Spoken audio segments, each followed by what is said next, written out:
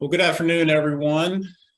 My name is David Wilkins. I'm the Managing Director with Colliers International here in Richmond, and I also serve as the Vice President of Virginians for High-Speed Rail. Thank you to everyone for participating today. We have over 360 folks registered to learn more about transforming intercity and commuter rail in Virginia. So welcome, everyone. The purpose of our virtual town hall series is to give Virginians and our supporters an opportunity to hear from and engage with the leading transportation decision makers and thinkers in the room today.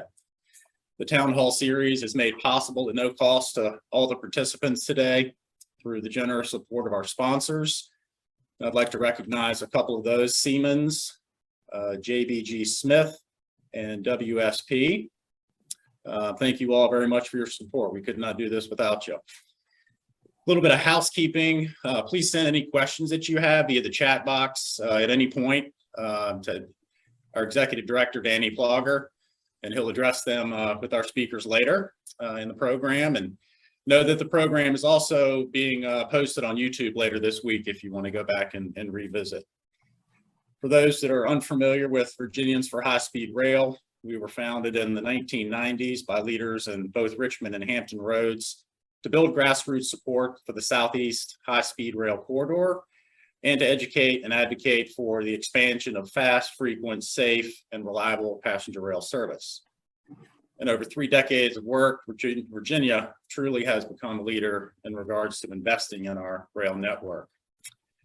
And today we have the opportunity to get an update on the historic Transforming Rail in Virginia program from the 2 people tasked with turning these plans into reality.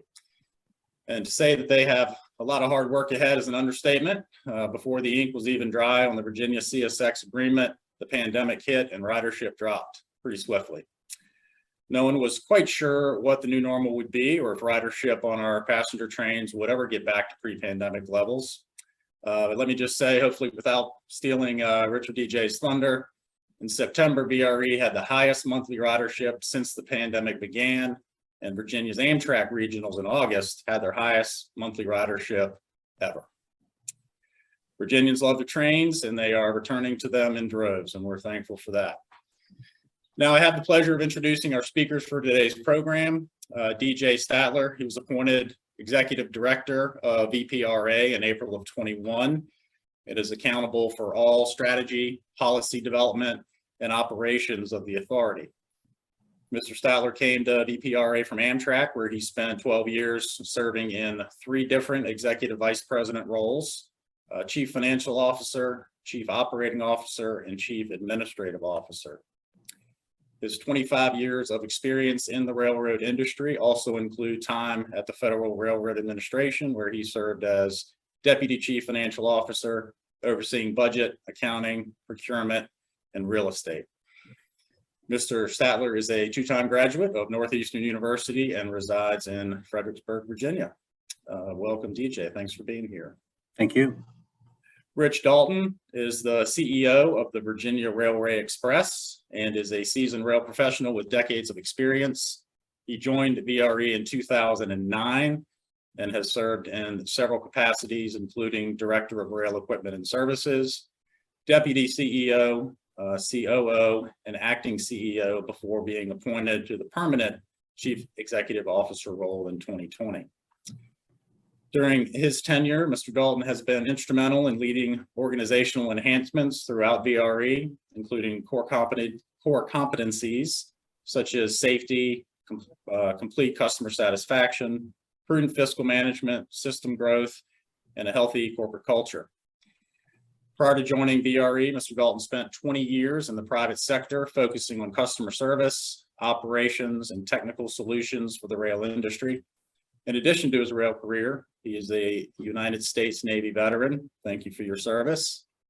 Who was forward deployment in various sea commands. Studying at Sam Houston State University in Huntsville, Texas, he earned a bachelor's and master's in business administration.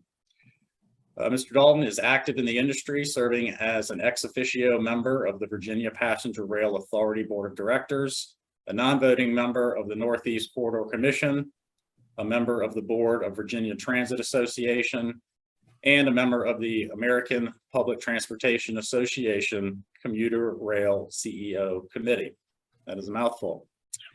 So welcome, Rich. Thank you and DJ for being here, and I will turn it over to you to get things started. Great, thanks, David. I will start, and I know Danny's got a bunch of slides that I'll speak to. I'm going to go first, and Rich is going to go second, but I think I speak for Rich in just saying thank you, David and Danny, for having us today. I mean, it's an exciting time for rail here in Virginia. David, you highlighted it. We at VPRA really came into existence right as the pandemic came, and both VRE Commuter and the Virginia sponsored trains have struggled to know what the new normal is. I think you said that very well. You highlighted the great ridership that VRE had in September. We'll talk a little more about the Virginia state supported ridership. August was our biggest month ever, even bigger than any of the pre-pandemic months. September was the largest September ever. It wasn't the biggest month, but the largest September ever by far. So as you said, Virginians are indeed coming back to the train, and they're coming back in droves. It's a challenge for us because we're still trying to determine what that quote unquote new normal is. A lot of our old ridership was based on normal commuting patterns. And I know Rich will talk about this in the VRE section. Now we see a lot more ridership on the weekends. So our goal continues to be at VPRA to get the trains where people are going to where they want to go. And that, as we continue to evolve post-pandemic, that's a big thing for us. So Danny, if you want to throw the slides up, I can just walk through my presentation, and then really more useful for folks will be, I think, the Q&A afterwards. So VPRA, if you want to go to the first slide, VPRA was created by the General Assembly, I think folks know, in 2020. It was determined that the highway traffic in Virginia, whether it's I-81 or I-66 or I-95, was just untenable. And the powers that be in the Commonwealth had to come up with a different solution. It was clear that adding lanes to the highway wasn't going to fix the problem long term, and that's when this Transforming Rail in Virginia initiative was really born. We were created by the General Assembly so we could do things that a normal state agency couldn't do. For example, own railroad, design railroad, work with the operator, which at this point is Amtrak, to run the trains up and down Virginia from the southwest to the northeast. We don't report to the governor. We report to a 15-person board that is appointed by the governor. Rich is one of those members, an ex officio member, but it's structured in such a way that in this one-term gubernatorial state, only 3 members a year roll off and 3 new ones come on. So it allows the political administration to have influence on the projects.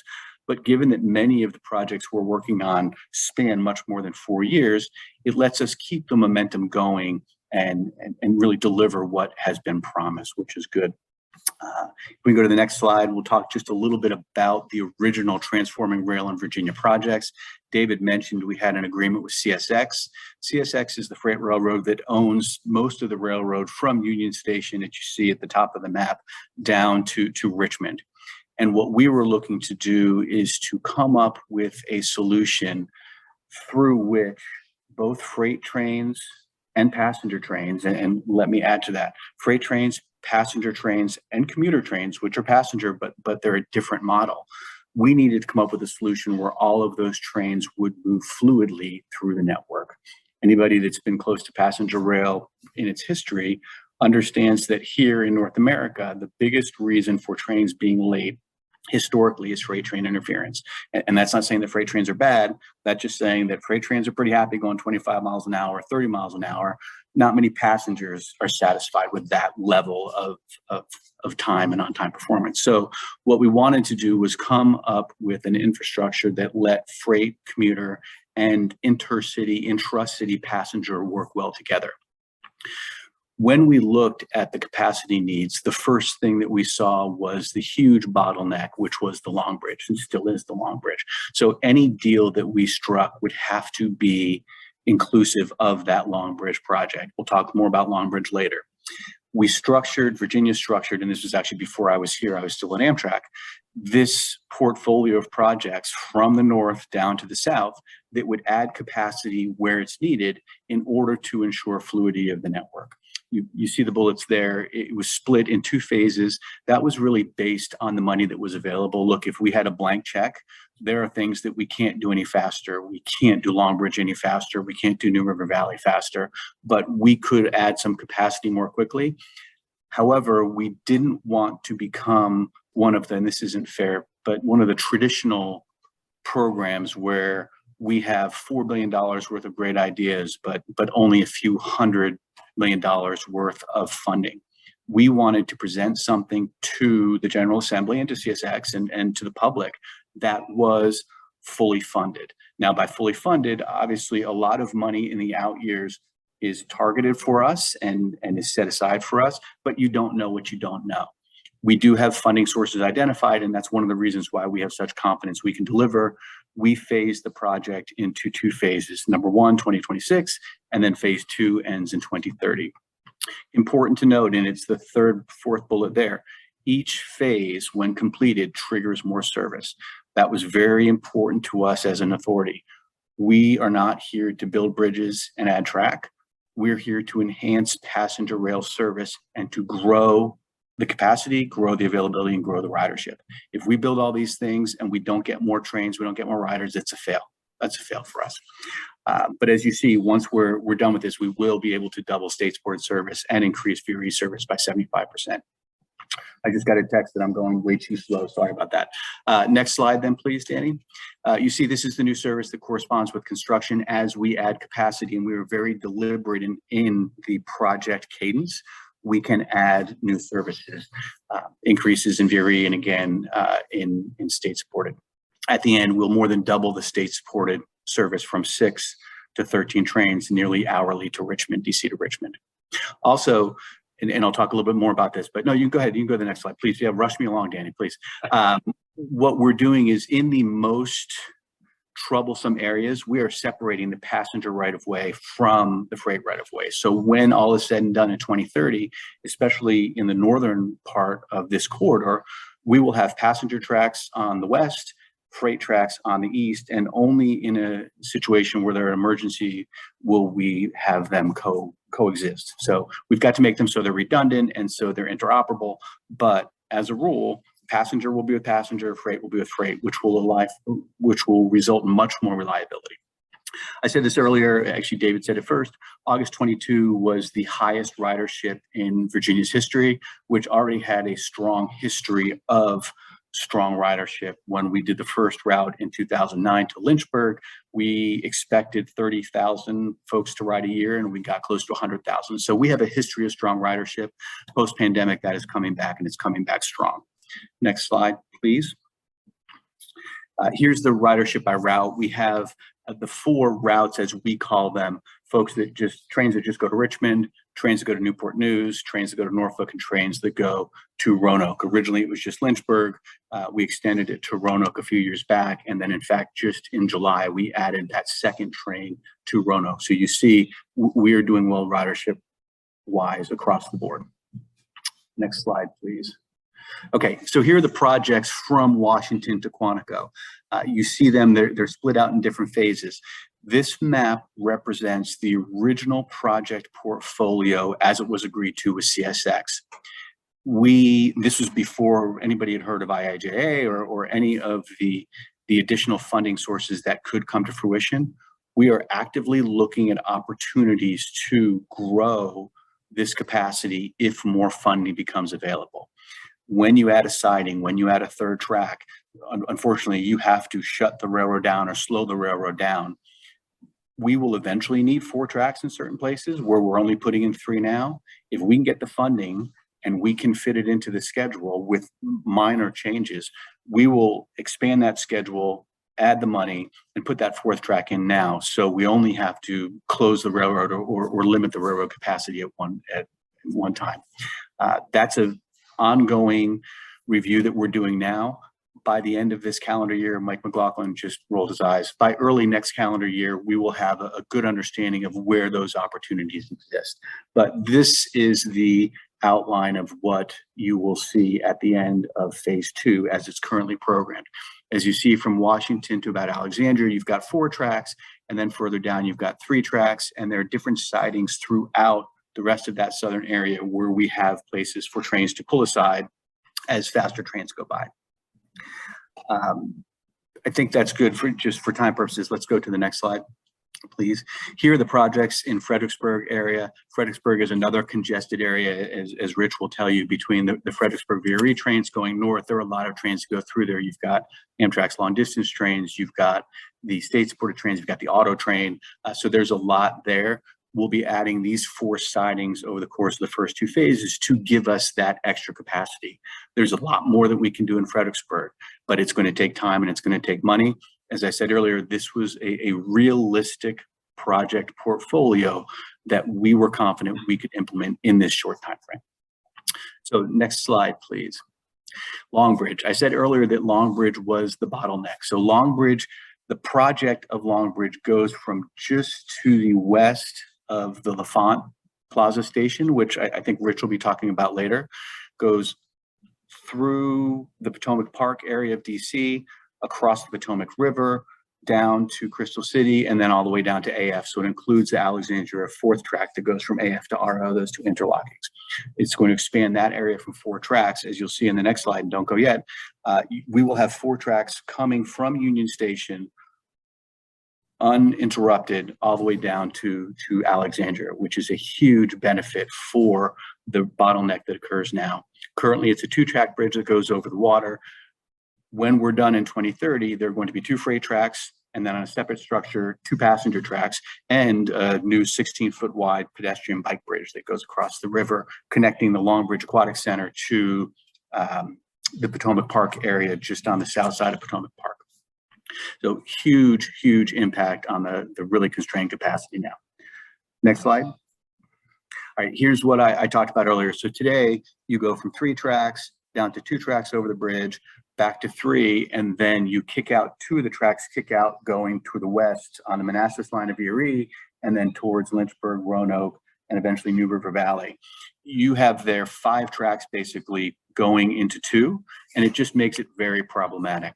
In the future, what you see on the right-hand side, it will be a clear 4 tracks the whole way down, giving great capacity improvement. Next slide. All right, and this is the just the picture overhead of Long Bridge going from south basically to north on the right. We started the Aquatic Center. As I said, we go over the river.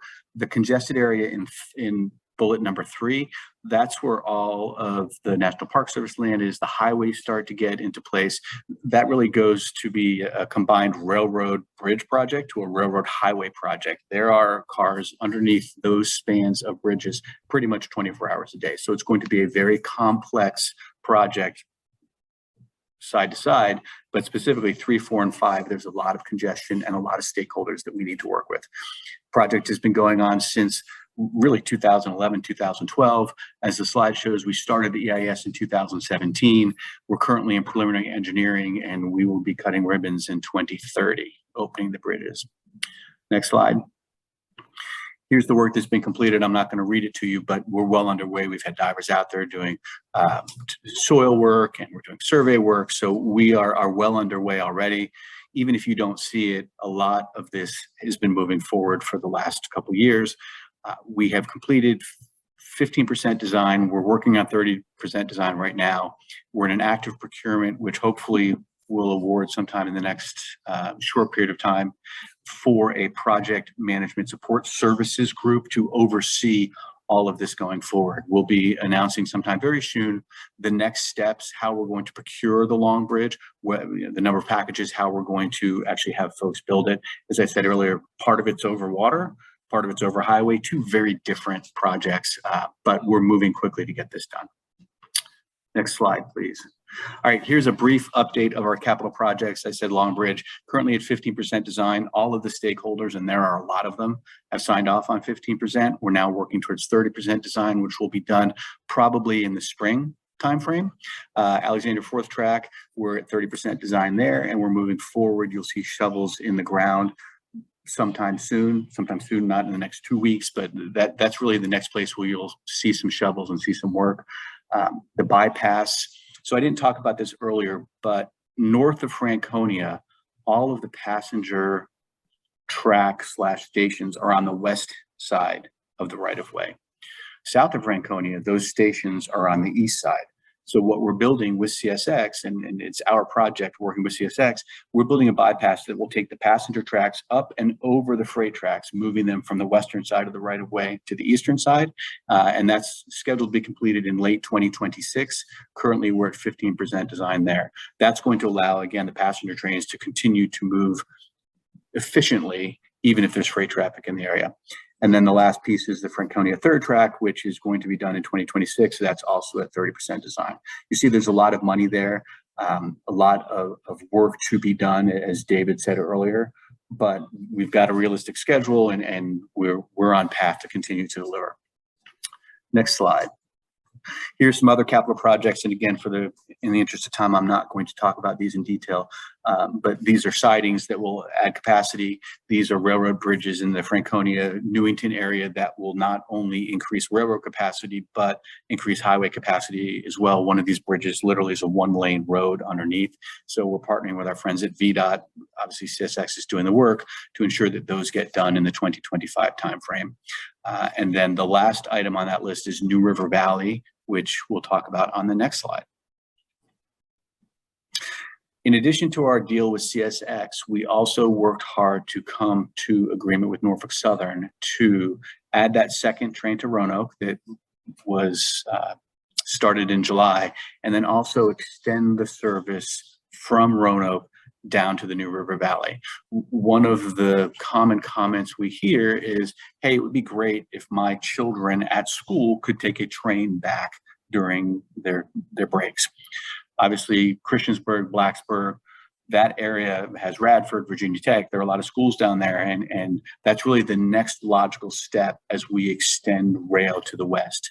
Additionally, I-81 is one of the I-81 is not a fun highway to drive. I'll just say that.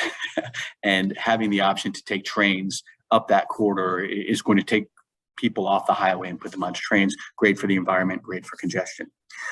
Norfolk Southern agreed that we could extend service to the New River Valley with a bunch of caveats. And the caveats are there's got to be additional infrastructure improvements that take place not only between Alexandria and Roanoke, but between Roanoke and New River Valley. We, VPRA, purchased the Virginia line there, which is about 28 miles of railroad. We'll be doing improvements there. All of these improvements that we'll talk about on the next slide will be done by 2026, so we can start service in 2026. So the next slide talks a little bit more about what those improvements are. It's a background of the Roanoke route. I said earlier, the ridership forecast was 33,000, and we more than tripled that the first year. Agreements are done. We have the second Roanoke train started in July, and the ridership has far exceeded our expectations already. Next slide. Okay, here are the improvements that we need to complete before we start the New River Valley service. $300 million. You see, just to the west of Manassas, there is the Nokesville to Calverton double track, where we're adding capacity there. We're also on the Virginia line now to the west of Roanoke. We're doing a lot of track improvements there. There are 50 culverts or tunnels, bridges, and tunnels, 2 tunnels basically, in that area that we need to make sure they were fine for freight. We need to make sure they're okay for passenger. And all that work, again, is scheduled to take place, totaling about $300 million between now and 2026. Once that service is extended, we project about 80,000 additional new riders will come to the trains just in the first year. Next slide. Okay, so this is through phase 2. We talk about some of the work that has to be done in the Richmond area. One of the complaints that we get a lot is many of the trains stop at Staples Mill and they don't go all the way down to Main Street. Well, we extended one of them to Main Street already, but we've got to add capacity in the Richmond area to continue to do that. We find that trains are mostly successful when you go city center to city center, and Staples Mill, while nothing against Staples Mill, lots of folks want to come to downtown Richmond, and we just don't have the service there now. So these improvements that we're working on over the next couple of years, a layover facility, some track improvements, we're working to get those done by the end of phase 1, early phase 2, so we can get more trains extended to Main Street Station. I mean, people want city center to city center. Next slide. All right, now beyond phase 2. So we're not just stopping in 2030. We're also looking at additional ways to expand passenger rail further than the Western Rail and the TRV. One of the places that we're looking at that is we purchased the S-Line from CSX, as you see on the map, that goes from south of Richmond down to the North Carolina line. The S-Line is on the right-hand side, that's the yellow, requires a lot of improvements. In fact, there are places where there's not even track, but it really opens up the network, not only to Norfolk, but further south. It allows for a much quicker trip from North Carolina up to Richmond through to DC, cuts about an hour and 10 minutes off the time, but there's a lot of work to be done there. In fact, there are places where I said earlier where the rail doesn't even exist. Partner with North Carolina, we got a Chrissy grant to do some of the survey work there. Some of it's already been done, but after phase 2, these are more options for getting more people through Virginia, inside Virginia, and to places other than Virginia. I need to remind folks, though, none of this works until we get Long Bridge done. And Long Bridge is really the bottleneck that opens all this capacity up. But as you can see from this slide, 25 miles of track, over $1 billion worth of cost. That's after phase 2, but continued great improvements to the passenger rail. Next slide. Doing a lot of work at Ettrick Station. We got money earmarked for that as well. We're getting funds from the locals. So one of the things that we haven't focused on as much yet, but we need to focus on, is improving the stations. When people take the train, the first thing they experience is the station experience. And we want to make sure that not only is it pleasant, but it's consistent. The number of people that live close to a passenger train station that aren't aware there's passenger rail there is kind of alarming, and getting some consistent branding and good, bright, friendly stations is a big priority for us as well. Next slide, please. Okay, and then we just a little more about the S-Line. You can see from the map there that it does cut out a big part of the trip, opens up some more cities that we don't service now, and gives us that connection from Norlena to the east point of Norfolk to Norfolk. So it makes it so you don't have to go all the way up and then come back down again if you're going from or to Norfolk. These are things that were looked at earlier. They are not programmed yet. Again, not in phase 1 or phase 2, but they will come after the phase 2 work, and we'll have significant improvements. Next slide. This just talks a little bit more about our partnership with North Carolina. Again, going from Charlotte all the way up to DC, the S-Line cuts a lot of time out of that. And really, North Carolina and Virginia have been strong partners for a long time. We're going to continue that partnership, but continue to look to partner with other states as well as we grow the network. So I believe that ends mine. So I'll turn it to Rich, and then afterwards, I think we'll take questions. So thank you all. I appreciate it. Sorry that I went a little long. Okay, great. Thanks, DJ. And I'll just continue on in the slide deck there, Danny, if you want to advance that to, yeah, maybe one more slide. Just again, welcome everybody. This first slide just kind of gives folks that aren't familiar with VRE an idea of what our service area entails. And so that map to the right, our southernmost station on the what we refer to as our Fredericksburg line is in Spotsylvania County, and of course we run over the top of CSX Railroad primarily, who controls and maintains that railroad, and of course all the way into Washington Union Terminal at the top, and then at kind of the southwest there, parallel in I-66, we do have a station in Prince William County. Broad Run Airport, and we operate over the Norfolk Southern Railroad, which maintains and controls that railroad as well. Those two lines, of course, merge there in the Alexandria area, and again connect there at Washington Union Terminal. Just a little bit of bio stuff there on that slide as well for anybody that's interested in it. Danny, next slide there, please. Did want to touch, similar to DJ, wanted to touch on ridership just to let folks know where we're at and maybe more importantly where we've been. As you could see, these are total monthly riderships for our two lines combined. And of course, about a year or so ago, we were just starting to see some semblance of coming out of a pandemic era that effectively saw our ridership drop 95%. So, and as the graph describes, we did hit a little bit of a lull there at the beginning of 2022, but has been total ridership has been increasing ever since. I will say September 2022, last month, yes, was our highest total ridership month since the pandemic, but I'll asterisk that by also stating that we did have a couple of fare free promotions going on during that time frame, and which basically introduced our service to to more in line with day trippers and just people that just wanted to have an opportunity to experience rail. Our preliminary October numbers show us slightly down from that number in September, but well above the number for August. So that's where we're at. As DJ mentioned before, on the Amtrak supported services and stuff, he characterized a lot of passengers coming back in droves, and that's great, particularly Virginians being able to take passenger trains. We see it more that we're bringing ridership back because our business model is more, at least at this time, more focused on commuters. We're bringing riders back a couple at a time, and I think that's indicative of this graph. So, Danny, next slide.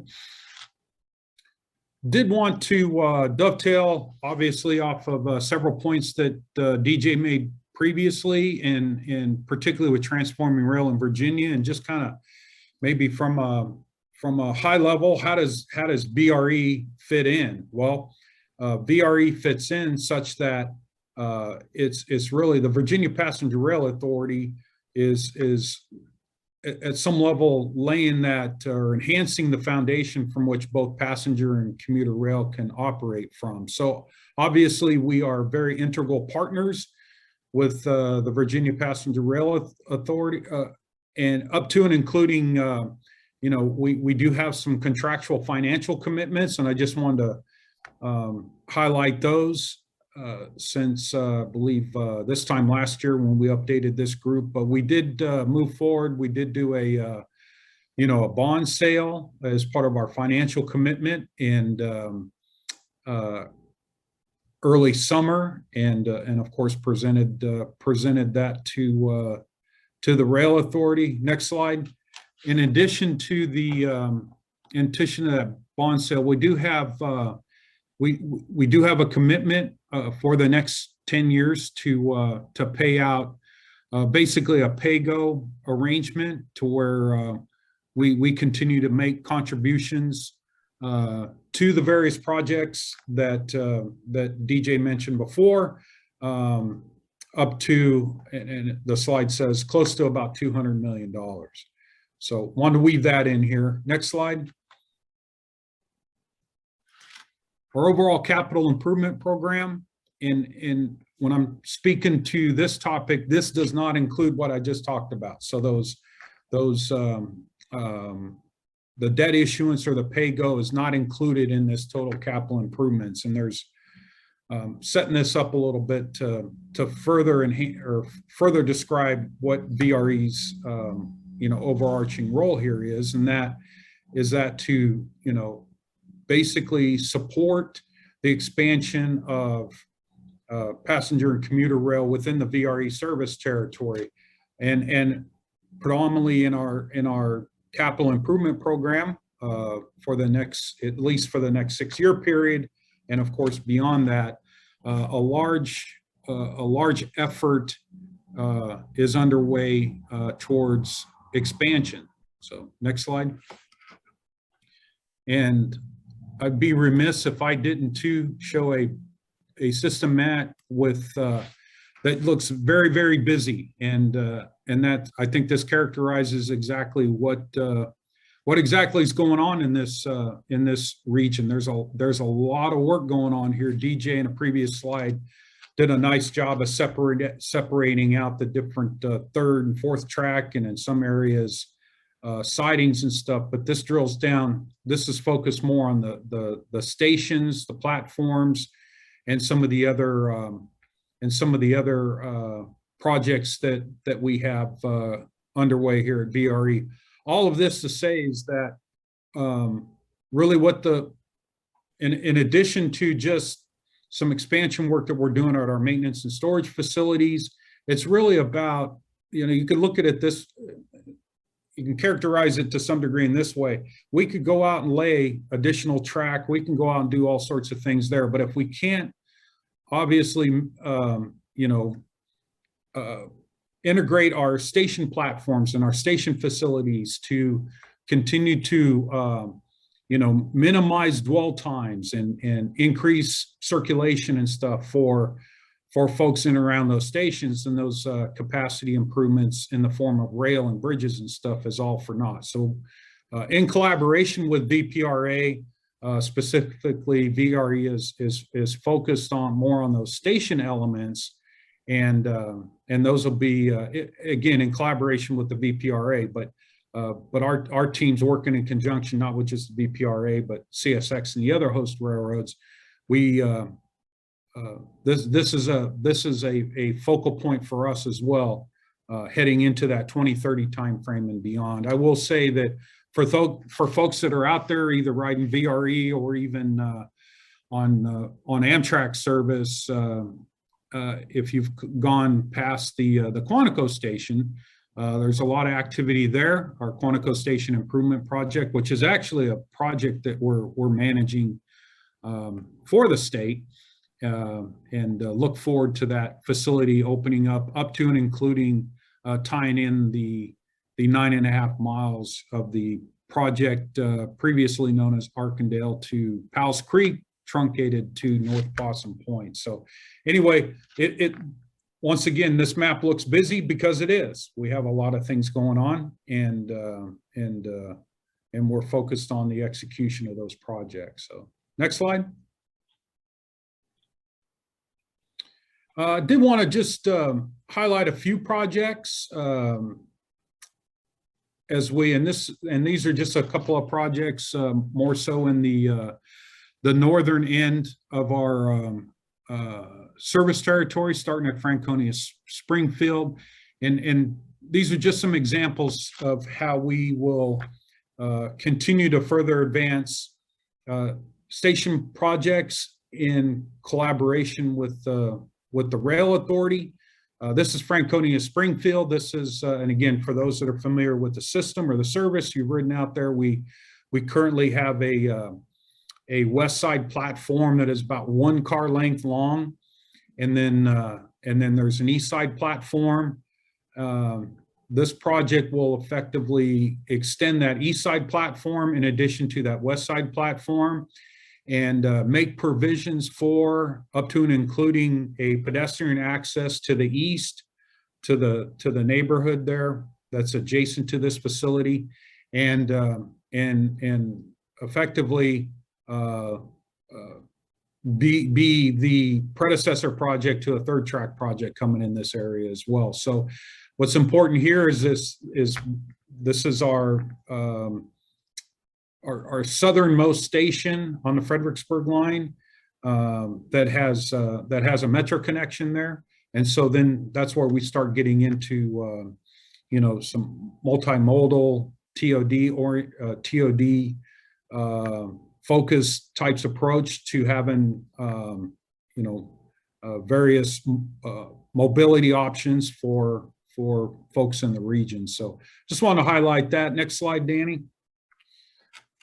Alexandria, again, another good example of that, where this current project, albeit the primary focus for us, which obviously it starts with a primary focus and that works out. It works beyond that, but there is an at-grade pedestrian crossing at this station that we want to eliminate, and of course we eliminate that by adding adding alternative access, safer access. We're going to do that via elevators and tap those elevators into an existing tunnel there. But this is there's more work beyond that, including some platform work. And again, this is a station that connects adjacent to a metro rail station. Next slide.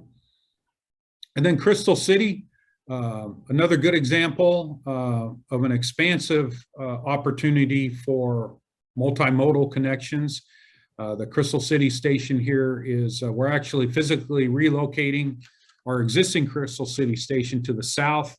And this will be a station serviced by not just VRE, but Amtrak as well.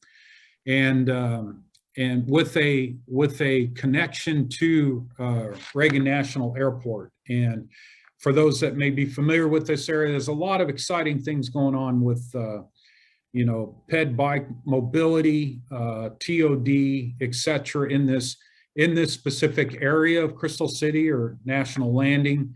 And we believe that the rail contribution to those efforts will be insurmountable. In fact, should be a good model to use in the future, if not in the region, but beyond that. So again, just wanted to highlight that. DJ did bring up the LaFont Station project. I don't have a slide up here for it, but that's just as critical, just as important. That's our station north of Crystal City, actually in the district.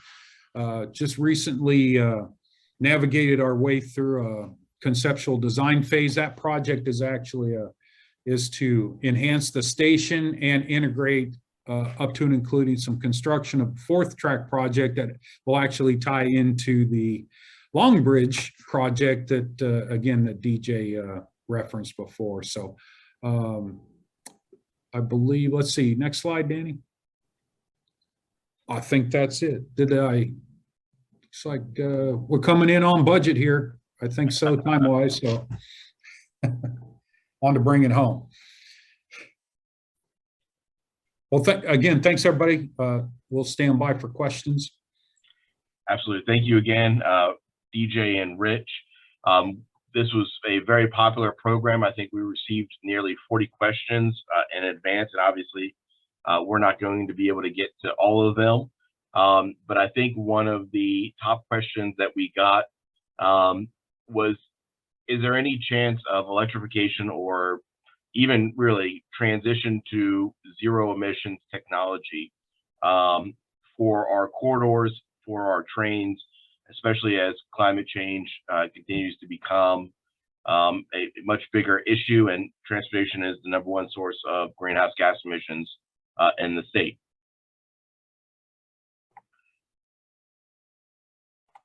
Let me take Rich. I'll take that if that's okay. Well, yeah, and then I can, yeah, go ahead. I'll see if I can add to whatever you're gonna. Sure. So I'm not shocked we get a question about electrification because it's really the hot topic on everybody's mind. It's not going to happen anytime soon with the current technology, and here's why. The deal with CSX that we signed insisted on interoperability, and interoperability, I know there are squishy definitions, but they want to be able to run double stack trains on the railroad. They would only do it on the passenger side in case of emergency, but we can't have the catenary overhead that would keep it so they couldn't run the double stack trains. So that's the answer to the first question on that right of way. However, the second question I think is the more important question is, are we going to be putting technology in place to continue to reduce greenhouse gas? And that answer is absolutely, positively, yes. That's our goal.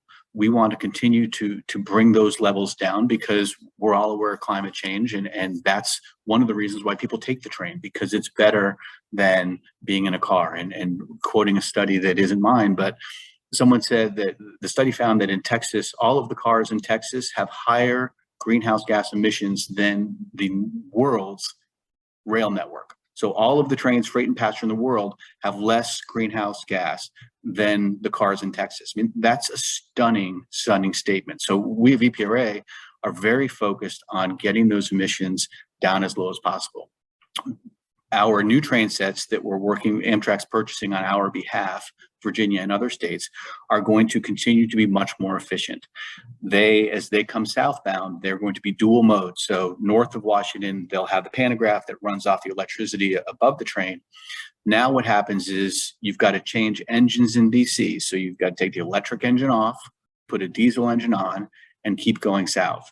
These new engines, the engineer, just needs to flip a switch, pantograph comes down, diesel starts up, and you keep going. So that 50-minute wait in Washington, D.C. is going to be minimized to the 10 minutes that it takes the crews to change and passengers to get off and get on. So from a timing point of view, that's huge. But more importantly, these new train sets, and I don't have the numbers in front of me, are significantly more energy efficient. And the greenhouse gases they emit are much, much lower. Are they zero? No. But we know we need to continue to go further down. Back to the electrification question, we are not going to electrify with overhead catenary, but if you look at some of the work that's being done overseas with the batteries recharging through chargers in the right of way or other alternate fuel solutions, we're going to look to continue bringing those numbers down because really that's a big part of why we're here. Thank you, DJ. Rich? Yeah, I was just going to add, and thank you, DJ, for bringing up the talk about just simply everything that we plan, design, and construct out there, whether it's facilities, we have an eye on sustainability and just the most advanced technologies that we can get our hands on that are practical in our operation. I will say also, as a commuter rail operation, albeit our duty cycles are a little different, and we have an objective of as we bring on additional, particularly locomotives, that they be zero to ultra low emissions locomotives. As we expand our service and expand our fleet. So, but very interested in those emerging technologies, particularly at the locomotive level. So we're watching the industry, watching what's going on, not only in North America, but abroad. And by the time we get to that point, we hope that we could take advantage or leverage off of some of those technology advancements that others are blazing a trail for. Danny, let me add, if I may, and sorry, Rich, I don't play the last word game, but one other important point is electrification south of DC gets you huge environmental benefit, but it doesn't do anything for speed. And I think that's important to note. Everybody talks about high-speed rail. Well, if you get it going faster than it goes now, that's helpful. Given the curvature that comes through Crystal City, and it's really up and down the right-of-way, at least to Spotsylvania, there are no places where you can get above the 110 that the current train sets can go. So it's not going to get you any time.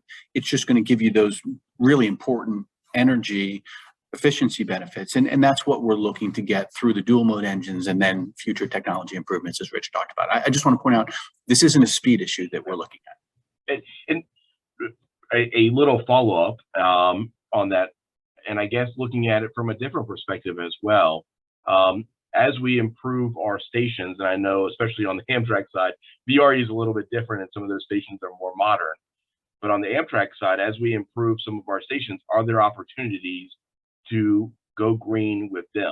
If you look at new school construction, almost every new school has solar panels on it to try to lower its greenhouse impact. And I think will those opportunities be available for modernizing our stations in that regard? Kind of greening our system that way. I am so jealous of VRE stations. I mean, seriously, I mean, they do a real nice job and we don't have that on the Amtrak side, and a lot of it is on Amtrak, but we're partnering with them to do just that, to upgrade the stations. And as we do that, we're very conscious of the environmental impact, because there are so many things as we see just in all building construction that we can do to really make a difference. So yes, that is a priority for us. And again, kudos to Rich and his team, because they do a great job with those stations. Excellent. So the next question that we got, are there any plans to make it easier and more efficient for those of us in Southwest Virginia to use rail transportation? Many times one has to go to DC or Richmond to go anywhere other than up north. And I guess that kind of leads into another question about the kind of, is there any vision, at least on the intercity side, for east-west service, and where does that kind of fall in the 40-year horizon time frame? Yeah, so I guess I can't give that one to Rich. Unfortunately, between now and 2030, if you're in Southwest Virginia and you want to go anywhere other than north, you're going to have to go north for a while and then go south.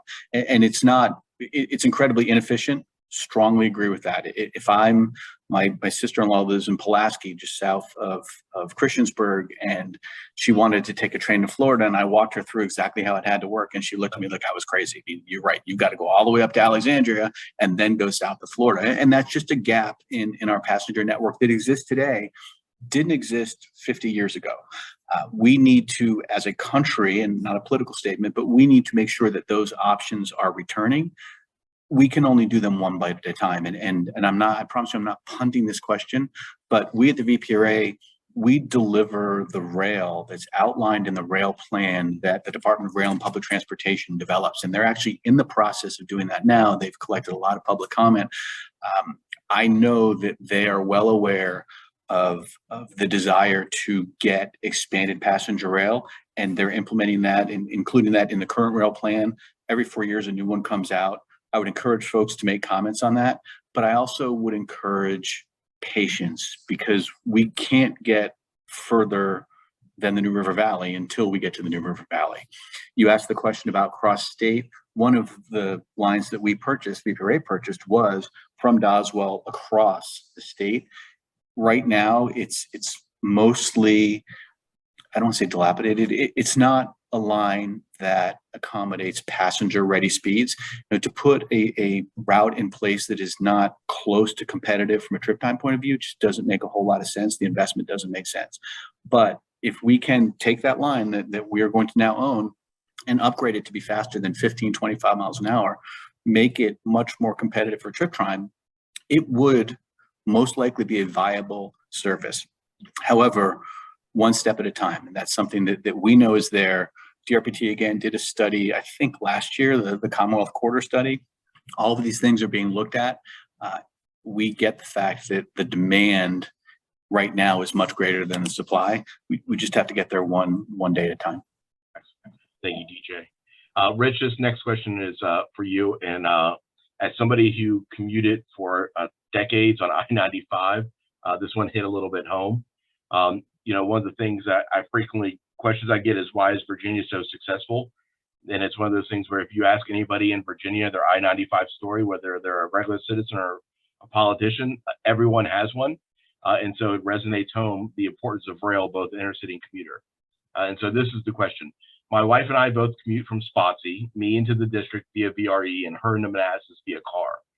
Her flexible schedule used to be an asset to avoid peak rush hour. However, nowadays, she says that instead of 500% traffic during rush hours on I-95 and 150% traffic during regular hours, it's a steady 250% of traffic all the time.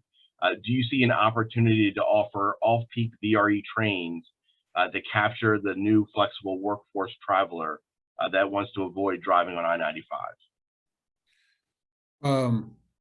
Well, thanks for the question, whoever sent it in. And my short answer is absolutely. I mean, that's what we're doing here. Transforming Rail in Virginia, provides that opportunity.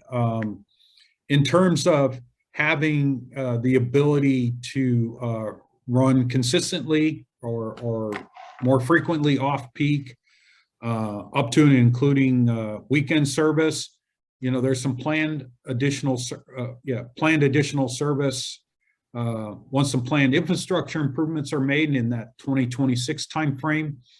I will say that you know, one way we look at this as well is that what may not work on VRE trains might work for you on Amtrak trains if you're commuting. And so we you know, that sort of extends that commuting window, if you will, even from an off-peak period. But yeah, I mean, at the end of the day, you know, without transforming rail in Virginia, and more importantly, these agreements and stuff that DJ referenced before, we wouldn't even be having this conversation. So I think it's good to, you know, be able to lay out these plans and be able to give you updates and stuff like that. But we're frankly just beginning, and it's we've got a lot of good things ahead of us. And I'll just echo what DJ said before. Just going to have some patience with us, which I don't necessarily have myself, and I'm trying to get that from others as well. But the short answer again is yes, absolutely. And I'm going to ask the last two questions since we're running up on time, because I think these two kind of go together, but they're also very important. And the first one, and this is to both of you, what are the expected speed restrictions or time delays for Amtrak VRE during construction of the third and fourth track projects? And I think that's just important to get folks to understand that, you know, there's going to be construction and there's going to be some challenges. And then the second question is, what are the benefits to the average Virginian from transforming rail in Virginia, in addition to more service, reduced travel times, improved reliability, that kind of thing? And so I'll give those two questions to both of you and allow you to answer them. Okay, you want to go first, DJ? You want me to jump in? What? Sure, I'll go first. So I'll answer the one about the about how the service is going to be impacted while we do all this construction. Look, that's a huge concern of ours. And one of the things that is very important to me is to ensure that any delay or any impact on schedules is going to be well communicated to folks. I mean, I answered a question in the chat about some trains that were canceled yesterday. There were 2 trains coming south that had to be canceled because Amtrak had staffing shortages. And look, we understand staffing is a challenge, but the lack of communication was really problematic. And one of the things we're doing as we schedule these construction projects is making sure we know what those impacts are going to be. And we've committed to Rich that we are going to make sure the schedules are aligned. So he knows when the work is being done, Amtrak knows when the work is done, and we get the word out to customers before they board that train to say, hey, this is going to be a 10-minute longer trip than you expected because there's a work group out there. There are going to be impacts. Don't get me wrong. I don't know if it's going to be 3 minutes. I don't think it'll be huge impacts, but we're going to make sure that we communicate those broadly and well in advance of any impact, because what we don't want to do through all this is discourage folks from taking the train. I mean, we're doing this to get folks on the train, and lack of communication will discourage just that. So that's where we are on the first side of that question. From a benefit point of view, and then I'll turn it over to Rich. Benefits, it's just better quality of life. I mean, I also commuted on VRE for years when I live in Fredericksburg and I commuted north. That extra hour in the morning on the train where I just had no distractions, I could just catch up on email, that was huge time. Now I drive down to Richmond and I don't have that same, it's the same commuting time. So I haven't lost any time, but I've lost productive time. And in addition to having more service and getting folks where they want to go, time on a train is time on a reliable train is much more productive than time behind the wheel of a car. And that's really a huge benefit that I don't think folks realize. I'll just add real quick, if I may, on the benefits side. Of course, I'll echo a little bit what DJ just said. You know, just simply a better way, a better life. I can sit here and go through the safety statistics. I can sit here and go through that. But at the end of the day, and I know we only have a minute, but trains are cool. I'm sorry, they're just cool. And what a better way to move about, not just in the Northern Virginia region, but throughout the Commonwealth of Virginia. Is just get on a train, you'll see from a viewpoint of the Commonwealth that you won't see from an automobile. So, and again, I'll just end with trains are cool. Thank you both, DJ and Rich, for your comments and for your presentation, for your willingness to spend a little bit of time with us today. I greatly appreciate it, and I know our audience did as well. I'm going to briefly just share my screen for a quick update that we're having a special town hall on December 16th at 1 p.m. We've secured Jeff Darby. He's one of the authors of Amtrak America's Railroad, Transportation's Orphan and Its Struggles for Survival. It was released late last year. It's a fascinating book looking at the history of Amtrak and how we are where we are. And so we're looking forward to a nice little presentation, kind of the history of modern passenger rail. How did we get here? And so please mark your calendars for that. More information to come. And thank you all again for spending a little bit of time with us today. Have a great afternoon and a happy Halloween for everybody who celebrated yesterday. Have a great day. Bye. Thank you.